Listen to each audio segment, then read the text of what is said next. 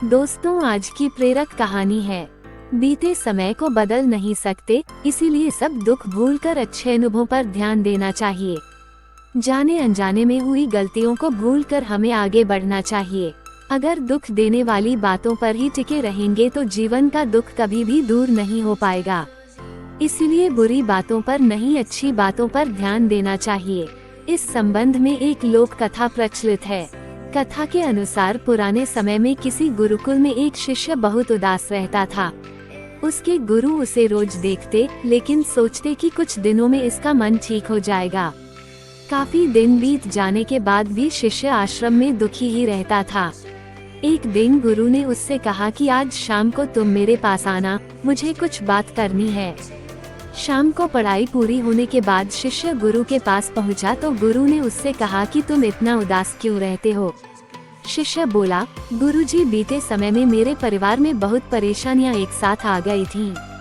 पुरानी बातों को याद करके मेरा पूरा परिवार बहुत दुखी रहने लगा है। उन्हें याद करके मैं यहाँ दुखी रहता हूँ। मेरा मन पढ़ाई में भी नहीं लग पाता है।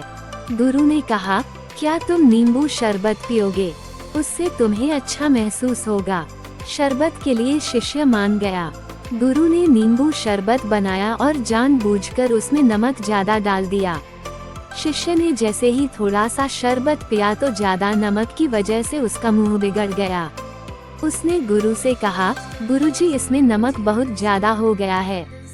गुरु बोले, अच्छा, शायद गलती से ज्यादा नमक डल गया है, मैं इसे फेंक देता हूँ, फिर दूसरा शरबत बना लेते हैं। शिष्य बोला, गुरुजी, इसे फेंकने की जरूरत नहीं है, इसमें थोड़ी शक्कर डाल देंगे तो मिठास से शरबत का खारापन कम हो जाएगा और हम इसे पी सकेंगे। गुरु बोले, बिल्कुल सही बात है। ठीक इसी तरह जब हमारे जीवन में बुरा समय आता है तो हमें भी दुख देने वाली बातों को भूलकर जीवन के अच्छे अनुभवों पर ध्यान लगाना चाहिए।